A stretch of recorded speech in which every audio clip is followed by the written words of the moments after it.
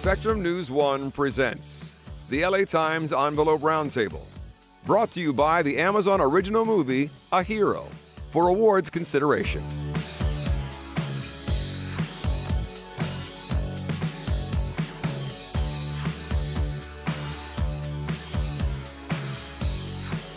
Hello, and welcome to the LA Times Envelope Roundtable Directors. I'm your host, Mark Olsen from the LA Times, and today we're joined by 6 of the most creative minds in entertainment. Let's take a look at the films that brought them here today.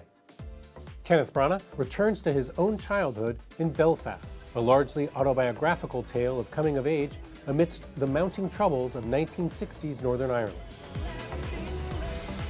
Reinaldo tells the true story of Richard Williams in King Richard, about a father who comes to believe his 2 young daughters, Venus and Serena, can both be tennis champions when no one else does.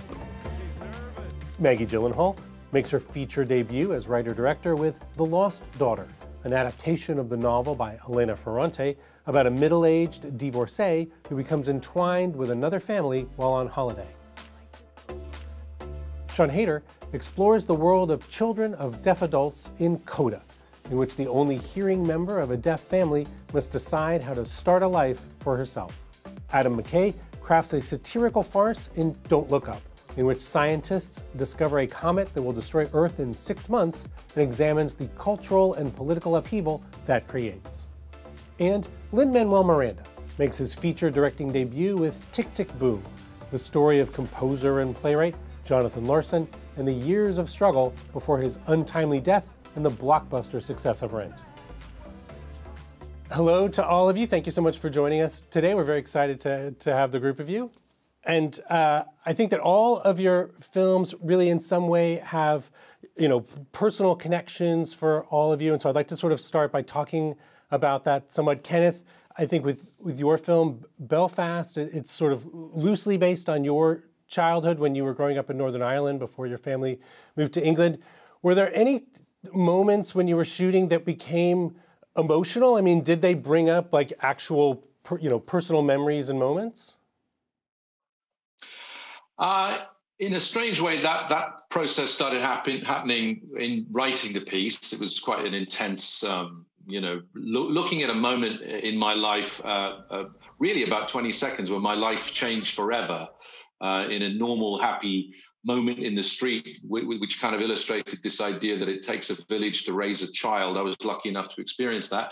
But it changed in 20 seconds when I heard the sound of some, what I thought were bees, bumblebees, but they turned out not to be bumblebees. They turned out to be a crowd, which became a mob, which came up the street. And then hours later, the ground was lifted from beneath our feet. Everything changed forever. And it changed everything about my life, about where I lived, how I sounded, what I became. This is the time to think about making a new start. I know nothing else but Belfast. Exactly. There's a whole world out there. We can give these boys a better chance than we ever had. So in revisiting that, yes, it was intense. But then in making the film, not so much emotional because we had fantastic collaborators and we had a great cast and they made everything their own. I encouraged improvisation amongst the actors and they took that chance and did it brilliantly. And so it got further and further away from me, which I liked because it wasn't trying to be just a sort of navel gazing exercise. I wanted it to try and hopefully be recognized in some way by people from different places, different cultures. But down the far end of it, it became very emotional. When you started to see the impact on other people. And I found myself, maybe this is a pandemic thing and I don't know how everybody else feels, but I felt very close to tears and often do at this time. And so the more the film has gone out and been seen by audiences, it feels like both they and I have got a kind of skin removed and the very personal family stuff in it that I see across a ton of these films. It becomes quite an emotional thing. So this end of things, I'm a wreck. I was a wreck at the beginning, but in the middle, while we were making it, it was all sort of mechanical and practical, and I had brilliant people stopping me getting it was sort of soft and fuzzy. Lynn, the story of Jonathan Larson, he was a big influence on you at sort of the start of your career in musical theater. What has it meant to you to be the person, to borrow your phrase, to tell his story? Well, so much of what Kenneth just said really resonated with me, because when you're making a movie, you're making 1,000 decisions a day. It's this color, it's that color, it's this color, and you've got your blinders on and you're making your movie. And the thesis of this was always to honor Jonathan Larson's life and Jonathan Larson's work. So to me, that apartment is as, specific a recreation of his actual apartment as we could get. We shot on location in the places where he actually lived and performed and created his art. And it wasn't until I showed a rough cut to one of my best friends, Kiara, my collaborator on In the Heights, where she saw the first scene where Jonathan's in his apartment, and she looked at me and said, "Lin, that's your apartment, dude. That looks exactly like your bedroom in your 20s. And all of a sudden I went, oh my God, this movie's so personal. Family, hey. The time is flying and everything is dying. I thought by now I'd have a dog, a kid, and wife. The ship is sort of sinking, so let's start drinking before we start thinking. This is the life. This is the life. You don't realize it until all those decisions you're making, faster than you can humanly make them, add up to something that really is coming from a deeper place at the end of the day.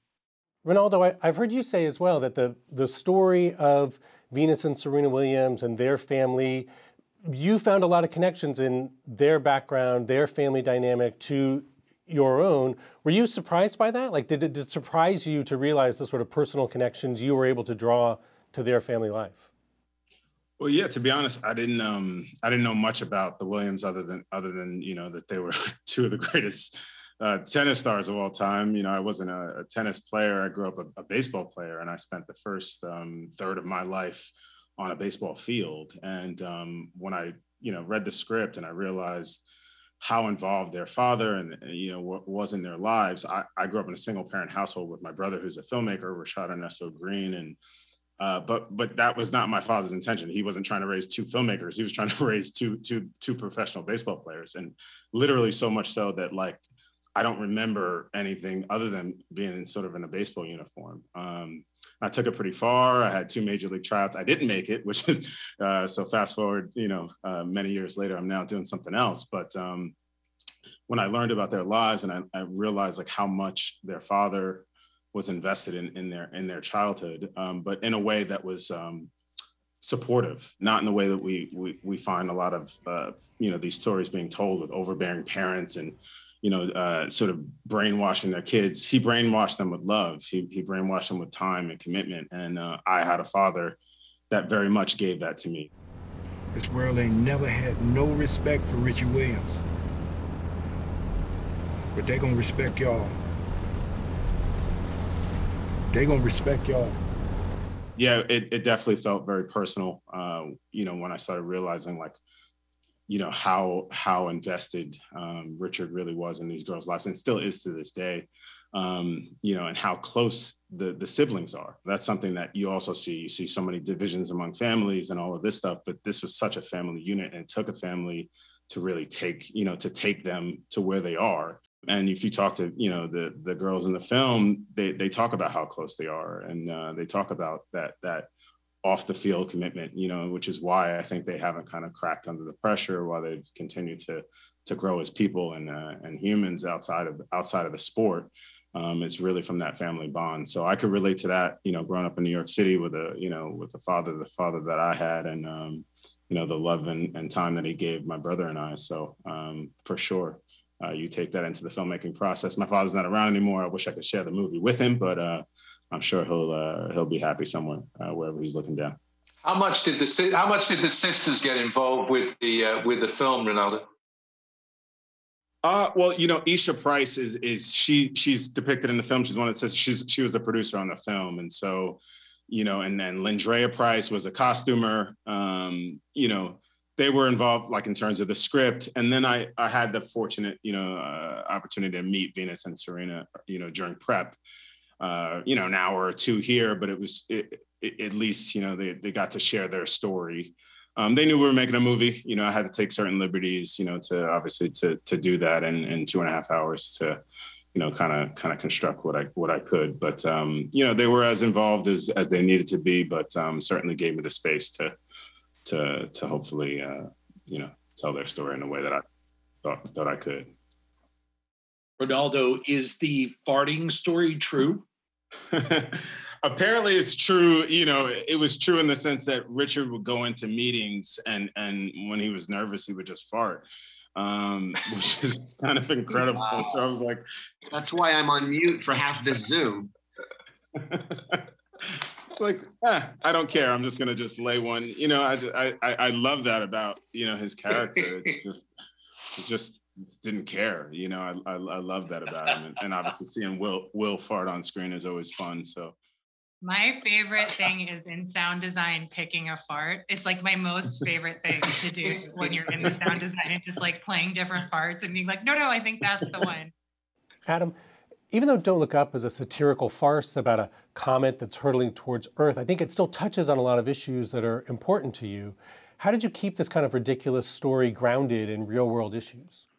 Yeah, I always say that movie is more personal for my wife, because she was the one who had to put up with me for about the last 5 or 10 years, not sleeping because of the issue of climate change.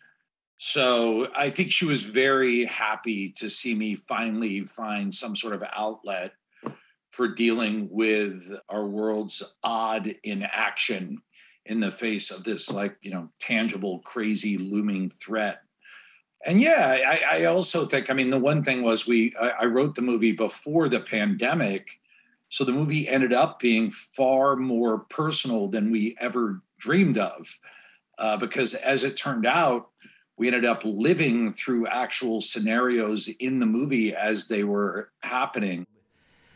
If this comet makes impact, it will have the power of 1 billion Hiroshima bombs.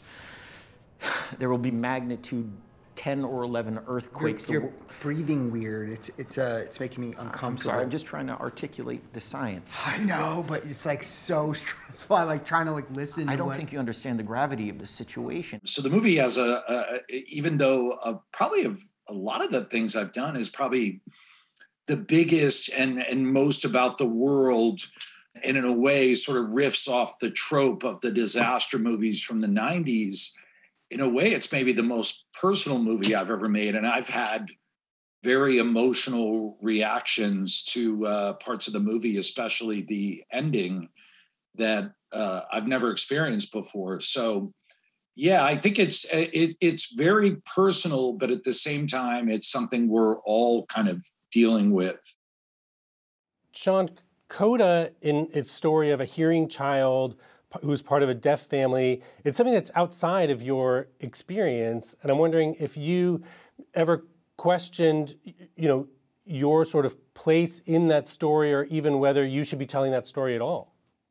Of course. I mean, I think whenever you're coming in as an outsider to a community that's not your own, and particularly a community that's been underrepresented and misrepresented for so long, I felt a really, you know, incredible responsibility that if I was going to do it, I had to do it right. And in order to do that, I had to surround myself with people that knew better than I did, you know, sort of about deaf culture and being in that world. And so I think this was the most, you know, really as a filmmaker, I saw myself as kind of the conduit and put a team around me from the script stage through production, through, you know, the deaf collaborators that I had on set with my ASL directors, Ann Tomasetti and Alexandria Wales, and my cast and the consultants that worked with me on writing the film.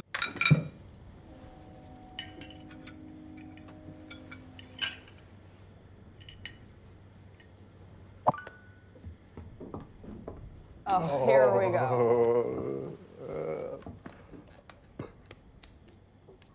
She won the Yankee Miss Pageant. Mm-hmm.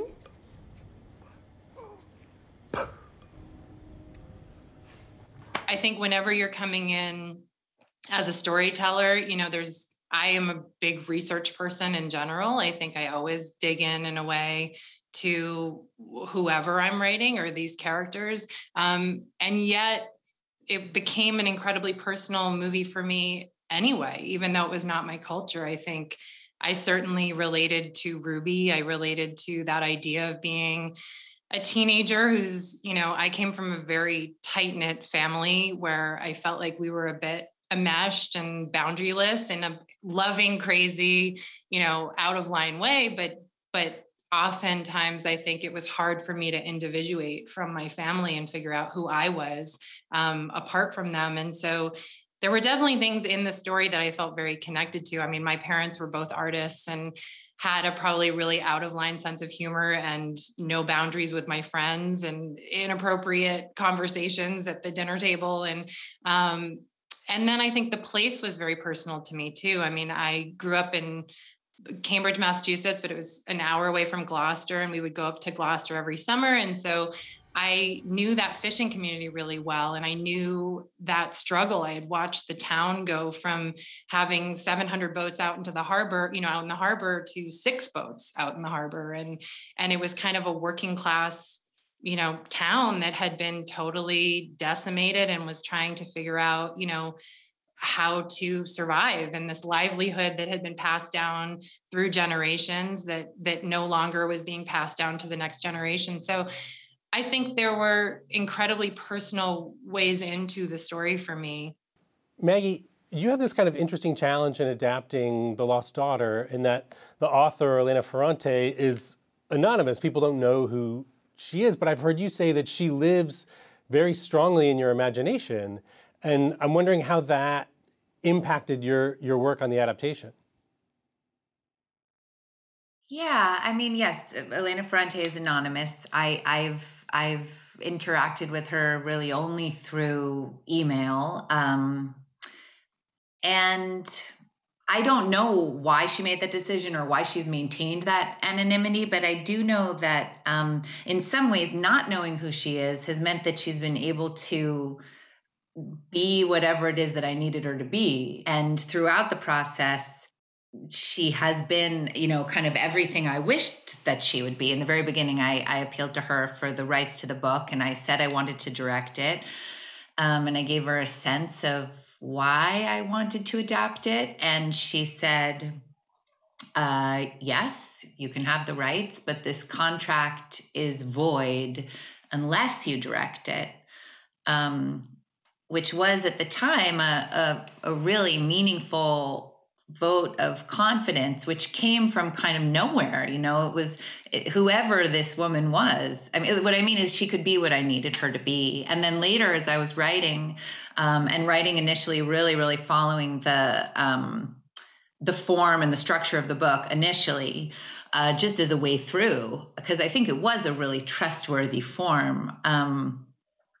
At some point, she wrote this piece in The Guardian, which was basically to me, which I just read in The Guardian like anyone else, which said that although in some ways her fantasy is that my adaptation in my film will stay within the parameters of her book, she thinks that it's really important that my work be good because I'm a woman, for women artists everywhere. And she knows that the only way that it will be good is if it's mine. And so as difficult as it is for her, she was saying, I want to offer you the space to express yourself. And she also said, if I were a man doing the adaptation, and in fact, my friend did the adaptation for My Brilliant Friend, and he's so funny and has a completely different experience with her. She says, if I were a man, she would not offer me that freedom, that it's particularly because I'm a woman. Did your daughters give you a hard time when they were little? I just don't remember. You okay? She doesn't remember. I was very tired. So, excuse me. I took that freedom that she offered me at a certain point in the adaptation, in the process of adapting it, and certainly in the filmmaking. Like, I stopped writing with the book under my arm. I lost it. I've since found it again, but I really did move away from the structure of the book, and that is when it started to really be hot and mine. And yeah, so I think the fact that I don't know what she looks like, and I don't know what her personal issues are, I don't know her weaknesses, means that she can be this kind of fantasy, wise, cosmic feminine force in the universe just supporting me. We have to take a break. Stay tuned for more with these fantastic directors.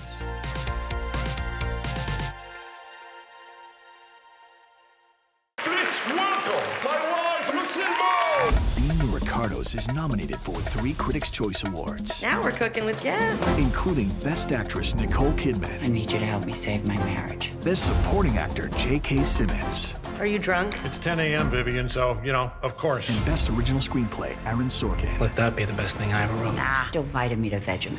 Being the Ricardos. Rated R. For your consideration.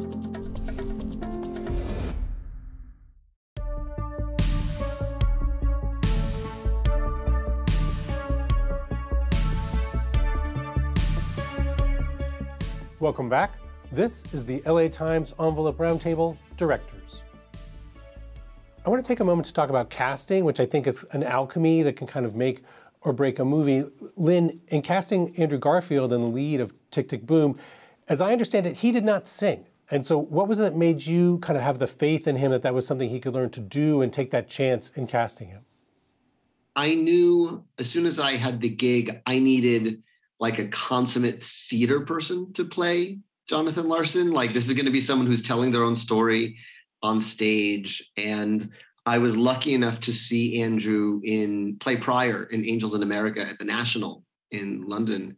And I didn't know if he could sing or not. I just thought, that guy can do anything, because that guy just held the center of a 6-hour play in 2 parts.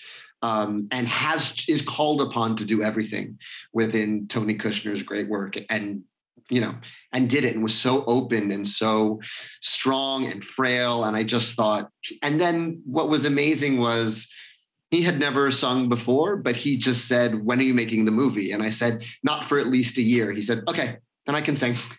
And I knew I needed him not just to sing, I needed him to play piano credibly enough that I could just pan from his hands to his face, because it drives me crazy when you see the band in the background of a movie and they're not moving in time with the music, or you can tell that actor is not really playing. And so he learned everything he needed to learn.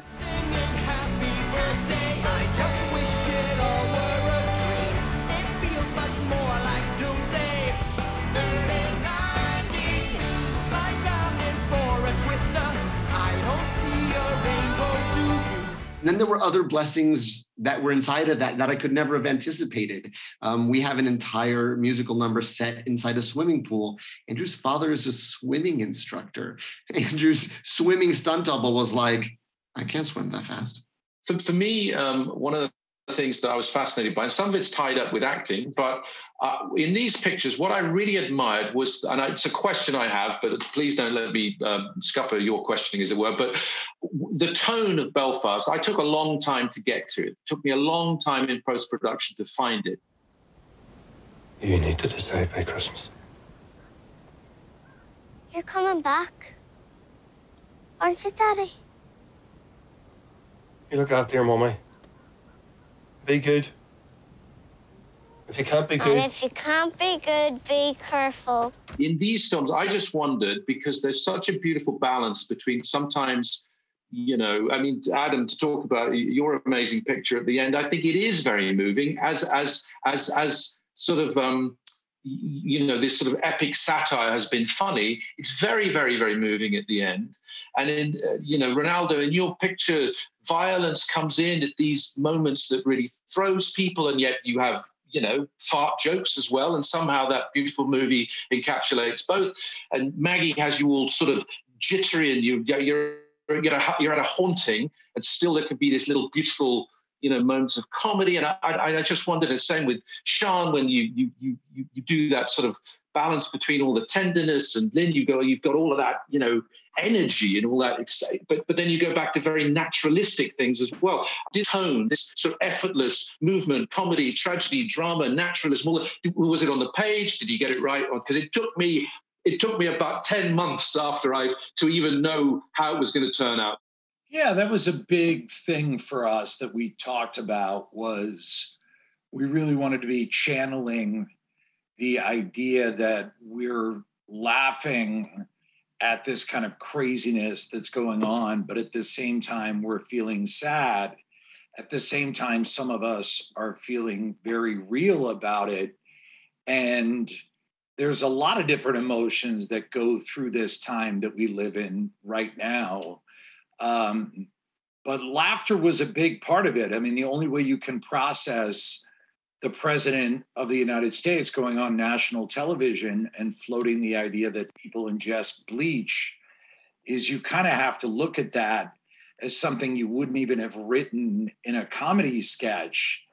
And at the same time, underneath it, there's a very real fear. So we have all the actors, we talked about that. What's the line between the real emotion? What's the line between absurdity? And what ended up happening was a lot of the actors had different jobs. Like Cate Blanchett's job was to represent that sort of oblivious, absurd, ridiculous quality, whereas Jen Lawrence was going to be the heart of the movie, and then Leo was going to represent the misguided attempt to work with the system. And so it really was interesting. You really had a lot of actors representing like 15, 18 different tones sort of bouncing off each other, which is ultimately how the world kind of feels right now, depending on who you're talking about. I'm sorry, are we not being clear? We're trying to tell you that the entire planet is about to be destroyed. Okay. Well, it's, just something we do around here. We just keep the bad news light. I do want to say something, Maggie, to you about your film. I was so impressed by your tone because it was so clear and I felt so safe watching the movie. Like I was in really good hands. Also, as a mom, you tapped into something about motherhood that I have never seen in a film, which was like the love and, absolute joy living simultaneously with suffocation and anger and hostility and feelings of shame, and like that those two things could live side by side, and that you could sort of love that character, and yet she's so ugly in so many ways. And like, I so agree with what you're saying, is that I do think you could only have made that film. You know what I mean? Like you as a mom and as somebody who is a filmmaker and has this cinematic language, but also a connection. I don't know. I'm not speaking for you as a mom, but I think every mother probably has this ride that they've taken at some point that's almost like something you can't talk about. And I just think you tapped into something that I've heard so many women almost express in secret, that you found a feeling and you found a way to tell a story about a secret feeling. And it was really, I was so moved by it and kind of like thrown as well, where I was like, oh God, I've had moments where I've yelled at my kid for brushing my hair too hard. Oh my God, what's wrong? But I think, I don't know. I was impressed by the journey you took. And it is a very feminine movie in a way, because of all of those nuances of feeling that I don't think could be captured by anybody else. Please, can you kiss it? It really hurts.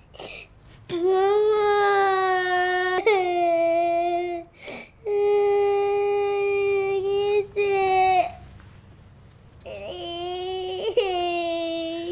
I think if we make space, which we're doing, it's incredible and money. I mean, the thing about movies is they cost money. Women can go and what they said about the Brontes, like hide under their sewing and write their books. But, if they cost millions of dollars, it's harder to make space for women to make movies. But now that we're really making an effort to do that, I think things that have been secret that we've agreed not to talk about. I mean, like you were saying, we were asking us all in the beginning, these movies are connected to all of us. The reason they work and the reason these movies by all of these incredible filmmakers are so beautiful is because they're vibrant and they're current and they're things we need to say. And I do think, but like I said, I know not everyone agrees with me on this. I think the things that many women need to say are different.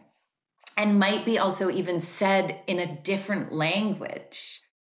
Ray, Venus and Serena Williams, their mother Oracene, two of their sisters are all involved in the production of King Richard, but Richard Williams himself, because of health issues, wasn't involved. As I understand, you and Will Smith never met with him. What was it like to be making this movie about a man that you're like hearing about him, but you're never really meeting him or sort of getting at him?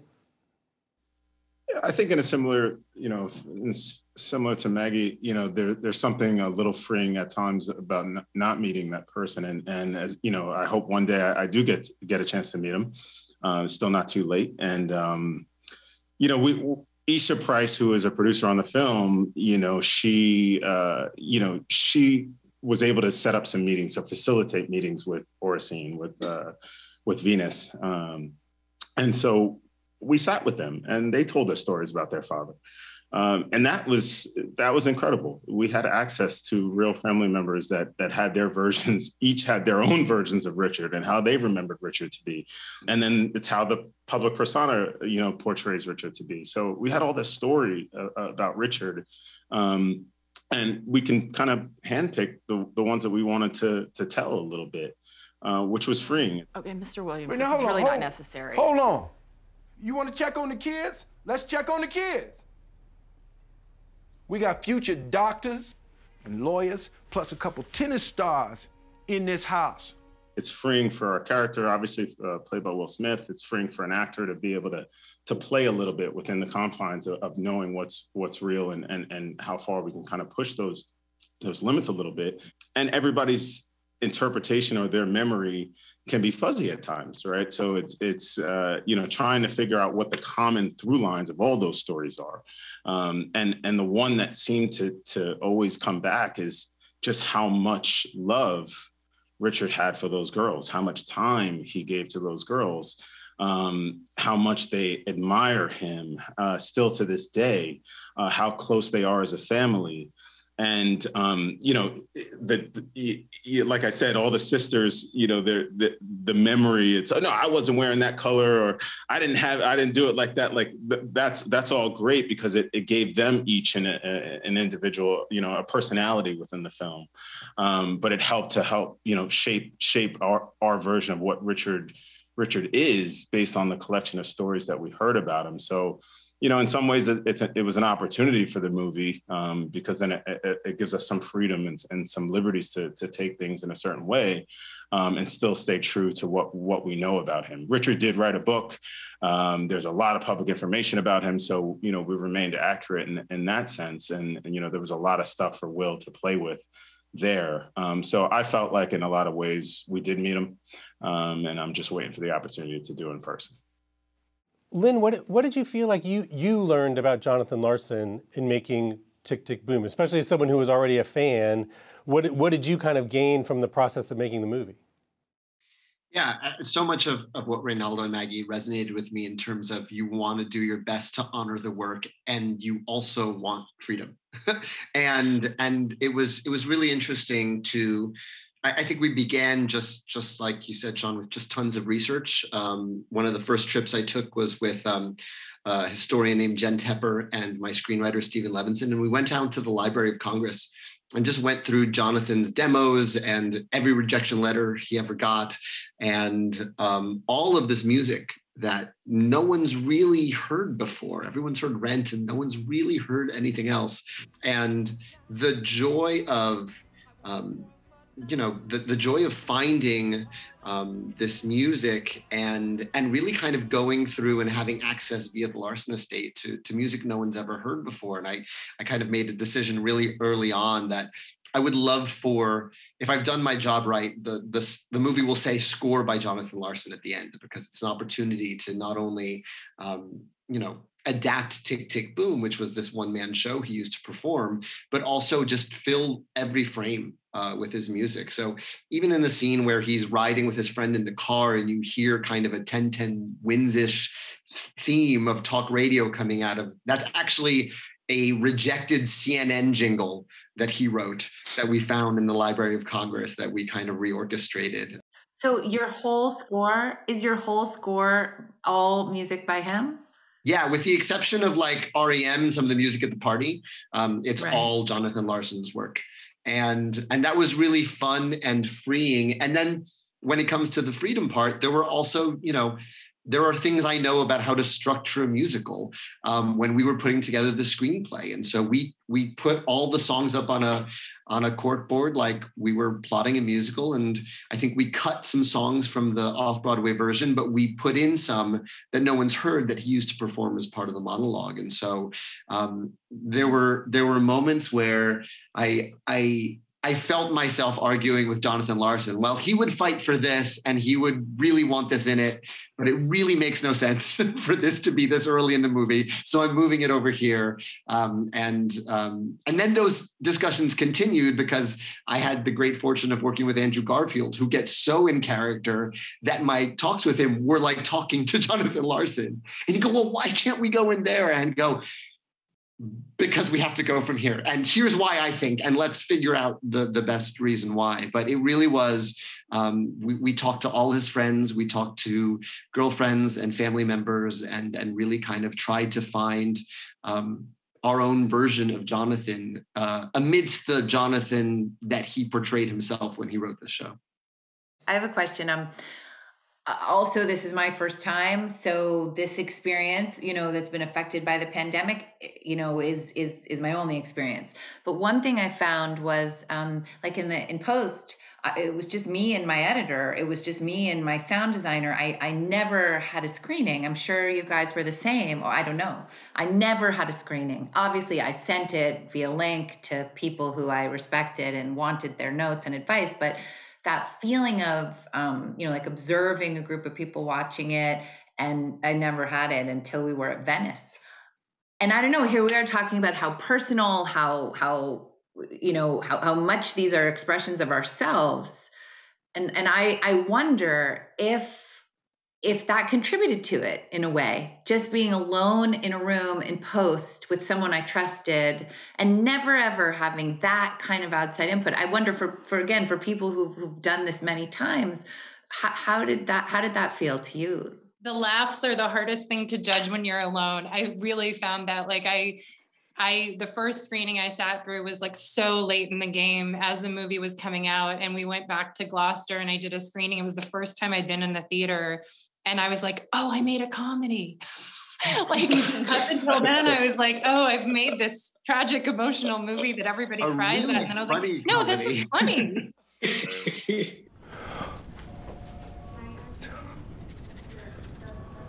It hurts.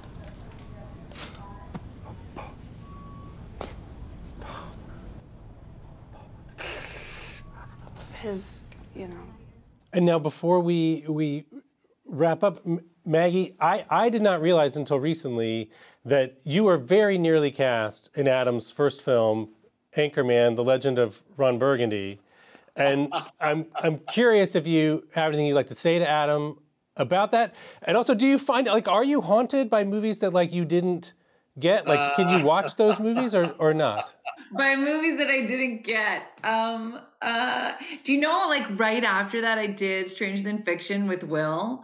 And so in some ways with Will Ferrell. And so but we had I haven't, maybe you do this with all the actresses, but I would like to think that our weekend we spent talking about that movie was at least a little unusual. I mean, we did what you were saying you did with Leonardo DiCaprio, right? We had dinner and we had breakfast, and we had dinner, we had lunch, we had I remember being chatting with you about the movie on your balcony. We were we went pretty deep, yeah, and then he didn't cast me.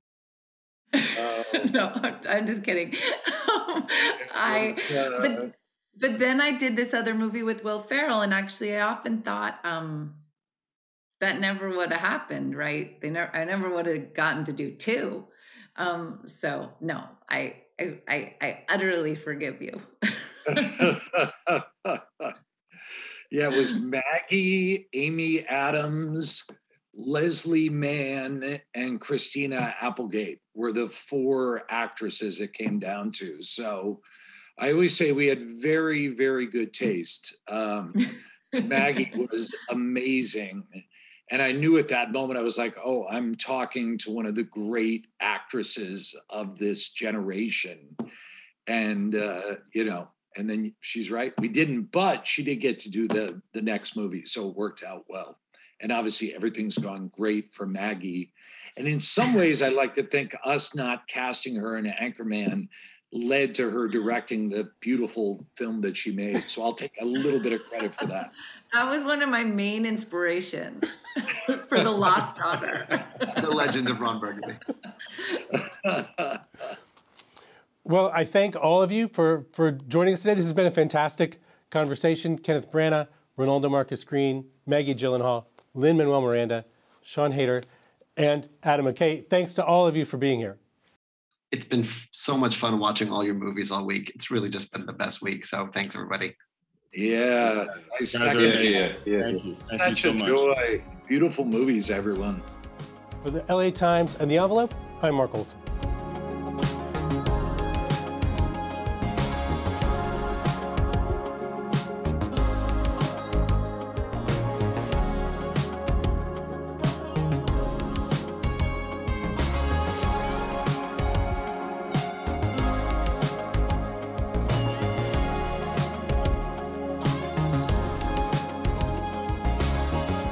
You've been watching Spectrum News 1 presents the LA Times Envelope Roundtable, brought to you by the Amazon original movie, Being the Ricardos, for awards consideration.